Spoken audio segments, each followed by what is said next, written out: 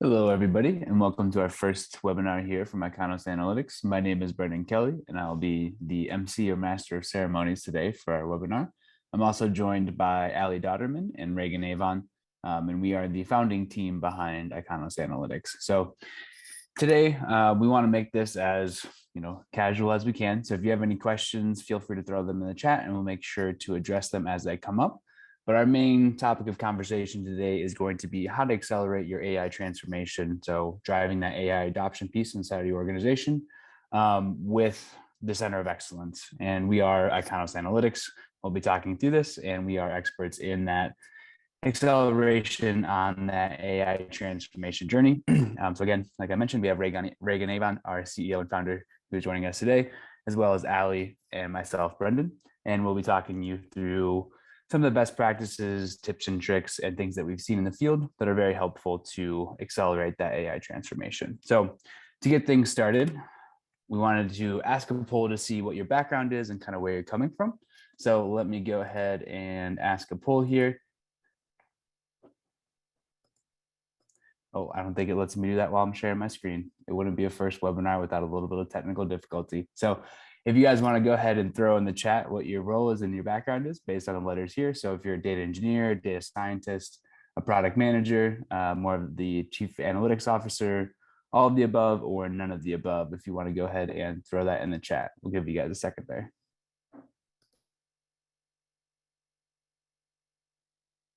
So it looks like we've got some data engineers as well as none of the above. So it's good to see that we got a mix of folks that are joining us today.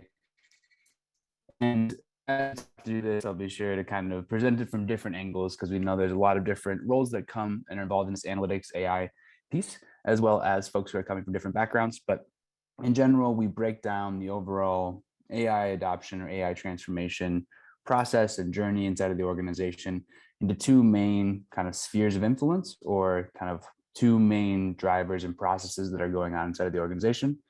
The one here on the left is where most people are focused and spending their day to day, and that's really designing, building, and shipping analytic solutions. Those might be more on the business intelligence side, so like reporting and analytics, maybe some predictive analysis, things along those lines. But in general, or they might be more advanced like AI, machine learning kind of models that folks are working with. So this wheel on the left is really how we deliver value to the organization via those analytic solutions. And on the right side, a piece that's usually missing based on the nature of AI and data analytics being relatively new in the enterprise and organizations is that there is this flywheel piece of unpacking the best practices and learning as we are building these solutions in order to disperse those as not only skills, but processes, standards, really those organizational capabilities across the enterprise. And that's a piece that we help with at Iconos Analytics. We help folks build this flywheel on the right of really accelerating that transformation and driving change inside of the organization. So today, that's really what we're going to be talking through is how we can accelerate that and the best practices to do so. So when we look at how to build this out, there's a couple areas that we focus on here at Iconos, and that's really how do we increase the impact of our analytic solutions? How do we increase that quality for the trust piece, as well as how do we increase adoption of those analytic solutions? Those are kind of the keys to success that we have seen is if we can increase the impact, the trust that the organization has for those, as well as the adoption, then we know that we are going to be successful in it as an analytic function inside the organization. So the way that we look to do that is by increased alignment, so prioritization and strategic alignment with what the company is trying to accomplish. And we know that if we work on those highest priority initiatives first, we will have the biggest impact, ROI, and really affect the bottom line performance of our organization.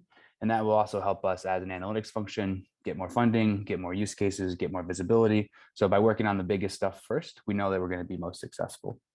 And the way we really drive that down into the practical day-to-day is by focusing on the AI and data product management standards, processes, and skills. So that's an area that we really focus on here at Iconos, and we'll talk to that a little bit more here in a second. So the other piece that we look at this through is like the lens of, how do we build trust with the enterprise? And we look at that by increasing our quality of the solutions that we provide, And quality has a lot of connotations to it. You know, a lot of different folks view that differently, but the real thing that we focus on here is not only like alignment to the business needs and the business's definition of what those predictions should be. So like, are we hitting the requirements? Are we hitting the spec? Is this data what I expect it to be?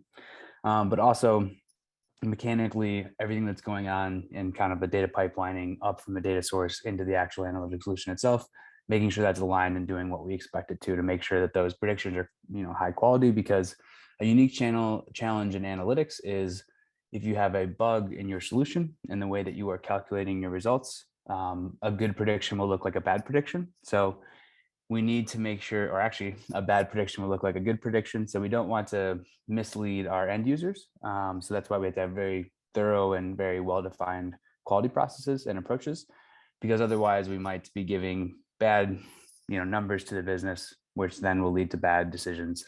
So that's where we really look at this discipline, this approach, this skill set of analytics quality. So how to define and align the building and the testing of our solutions to the business requirements and the business needs. And then on the third side here, you'll see that we look at, you know, how do we integrate these into the day-to-day operations in the business? Because it's not really useful if you have a good insight and nobody actually uses it. So we look at how do we embed these into the workflows and the decisions that the users are, you know, using on a day-to-day basis to make these decisions. And that's where we look to drive our adoption by increasing our integration into those processes.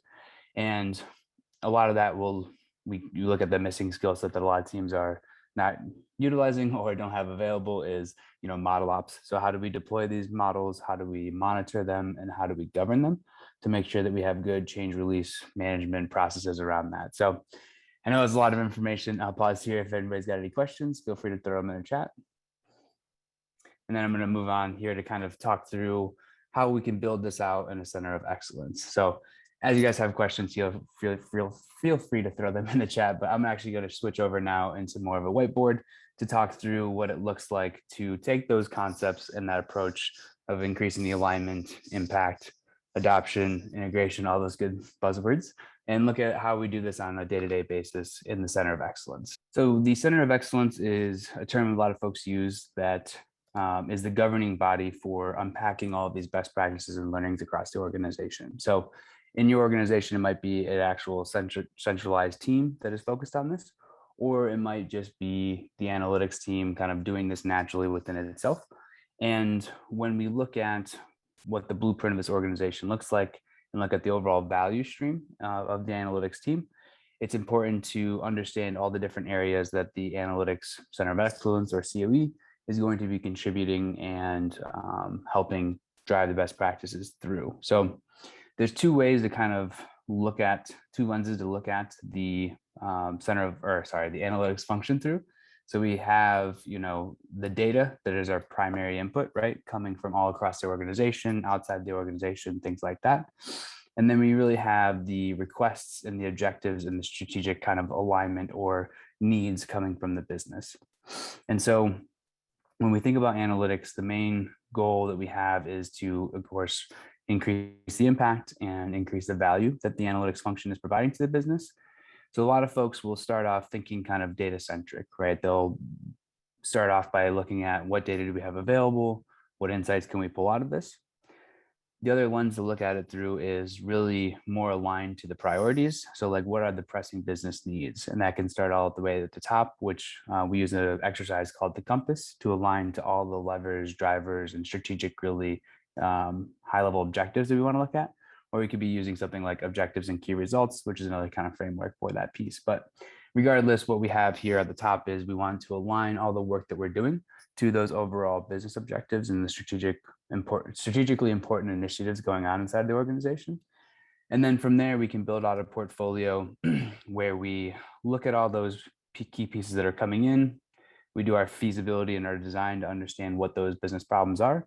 And that's where we really look at them from the product management perspective of what is the business need we're trying to accomplish or fill, and then how do we structure that as requirements for what the actual analytics solution needs to be, right? And then with that kind of the top level, top down approach of alignment to those business needs, we can then look at, you know, what is the data available?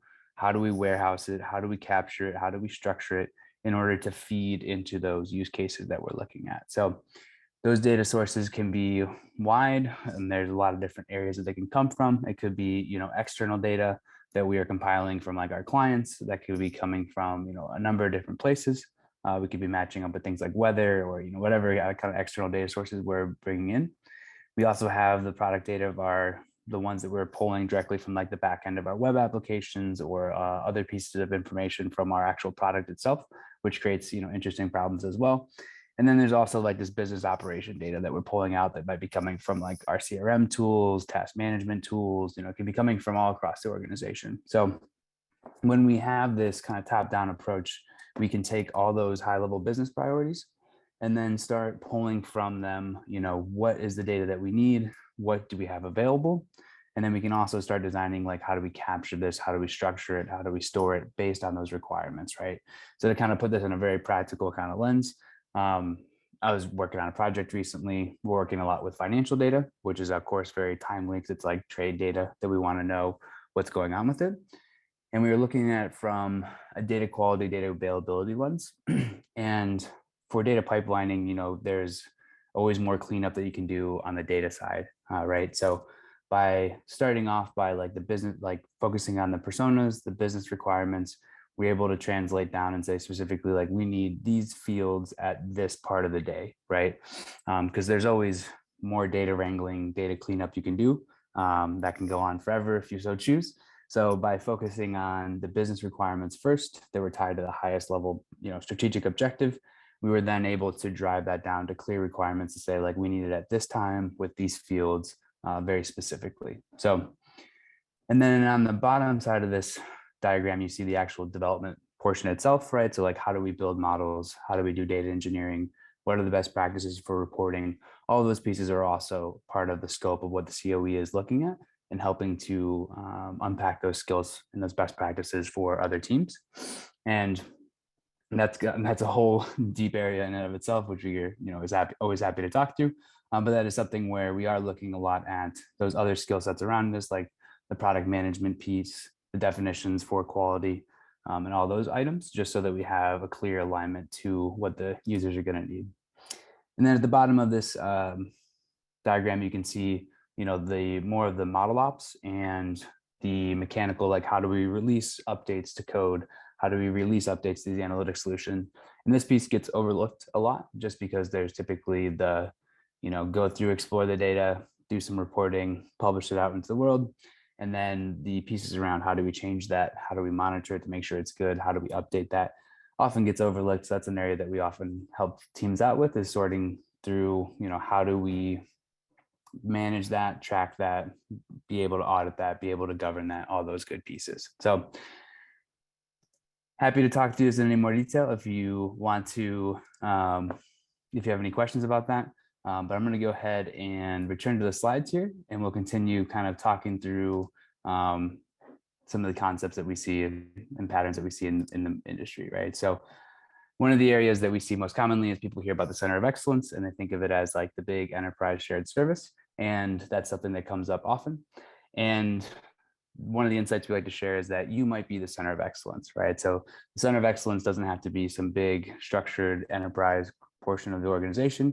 It might just be the experience that you have that you're bringing into the analytics team. And it might be, your learnings as you are building pipelines, building models, building parts of the organization, and then the opportunity to unpack it as, new people come on the team or things like that. So instead of being some arbitrary kind of far off concept that might not be applicable to your organization, you can kind of think of it as you are building up the center of excellence just based on your own skill set and the skill sets already inside of your team. And this might manifest as, documentation and things that you are directly kind of utilizing today to bring new folks up to speed.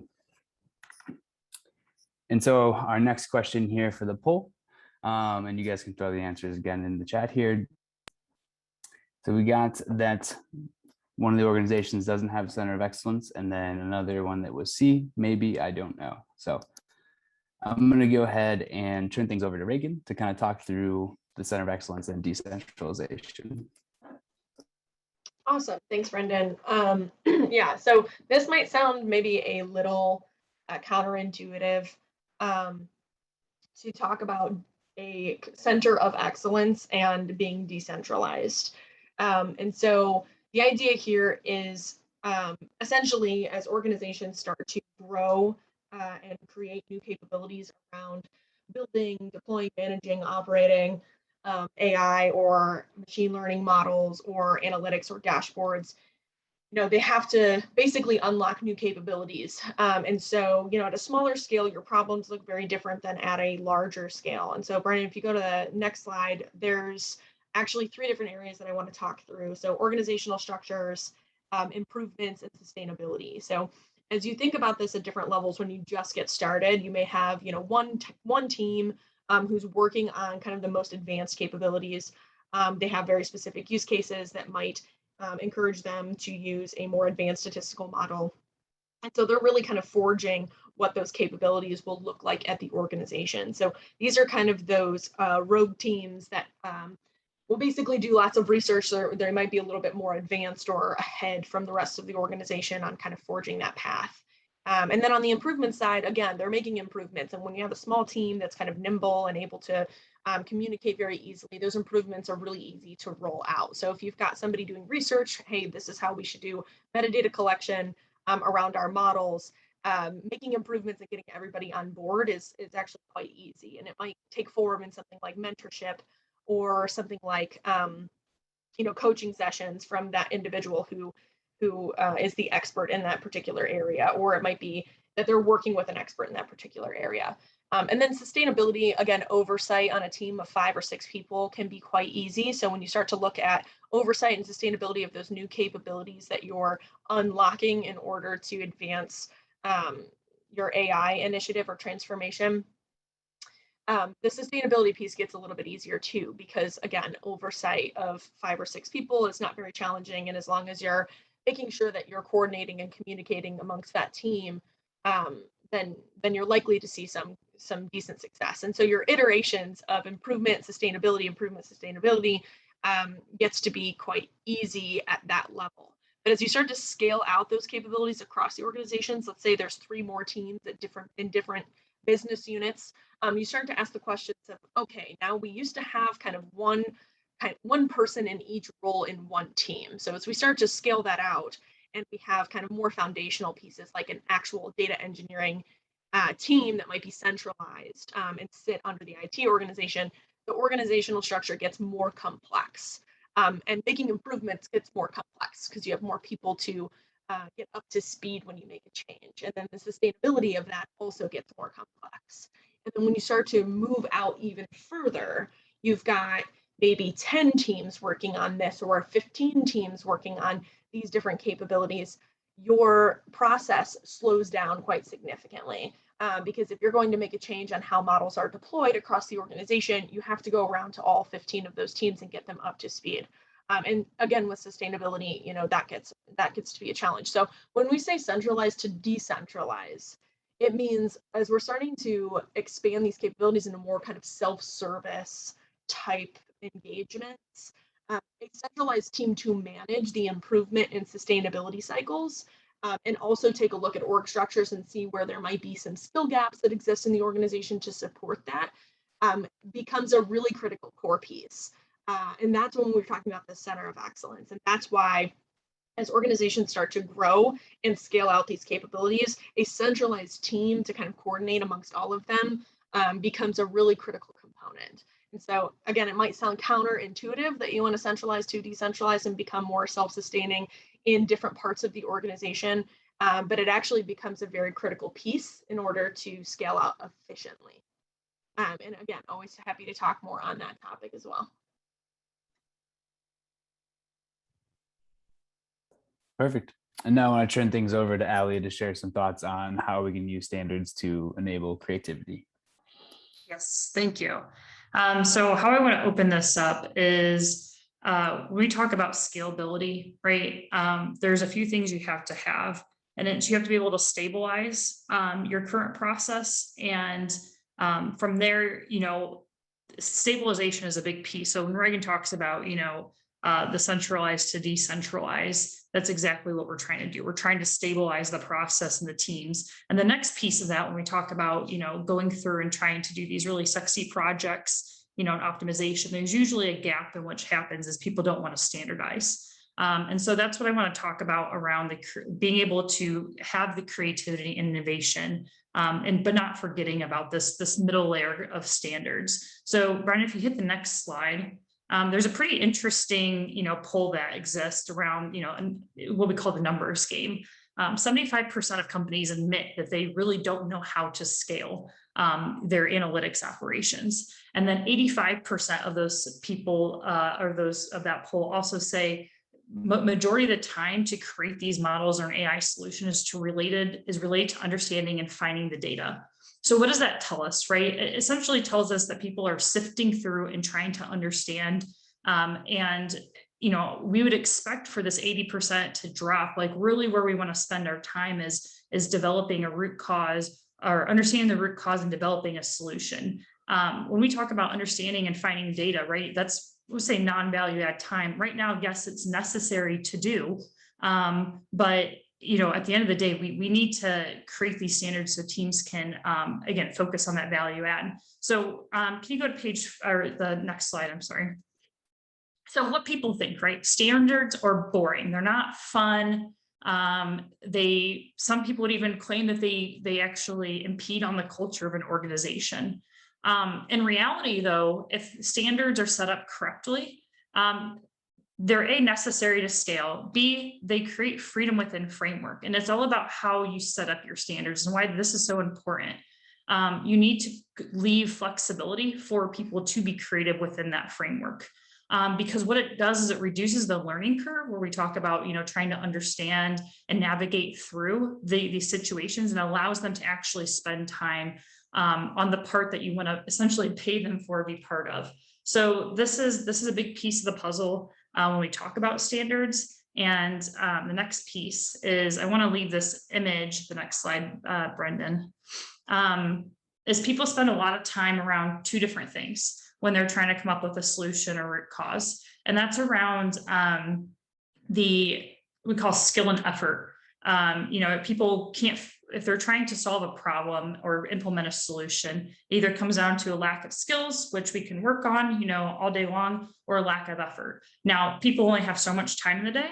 So if they're putting all of their time and money and their bandwidth, emotional bandwidth within the effort piece, they can't focus on developing their skills. And that's what standards do, is it takes the continuous improvement cycle and it creates baselines for teams to work off of, and we continuously improve that baseline as time progresses.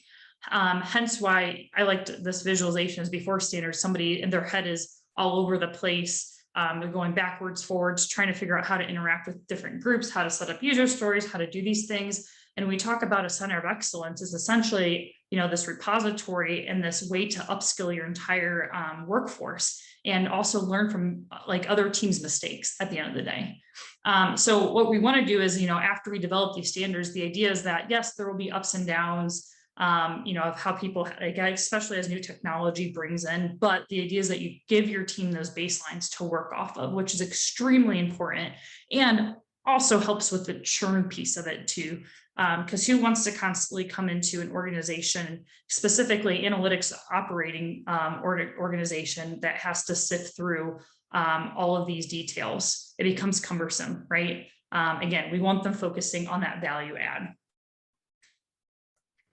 Yeah, and I think this is a great point because this is something that we come across a lot is especially being, analytics is really kind of an innovation function, right? You're always trying out new things. You're trying to figure out the best way to solve those business problems. So the idea that standards can help you seems a little, very counterintuitive, as we've said a lot today.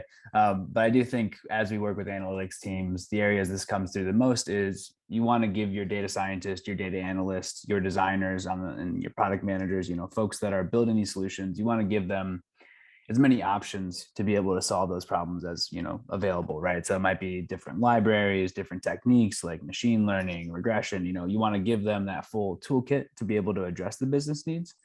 And oftentimes we see that that's very hard for those to be supported in production, even if you're in a startup or if you're in a larger enterprise organization, right? So I think one of the ways that standards help the most in the analytics use cases is often that we have these additional tools that we can rely on, that we can trust in production, that we know are not going to introduce too much risk as we're going through this innovation kind of iterations of how to solve these problems. So I think that's a great point, Ali. And I think this is an area that we help a lot of folks with, is introducing the right amount of standards so that they have a reliable way to utilize, the right tools for the job as they solve these business problems. So yeah, awesome. absolutely. Yep.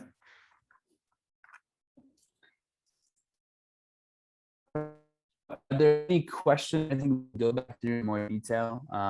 To throw them in the chat. Happy to jump on the whiteboard and talk to you some more concepts if there's any questions that you guys have.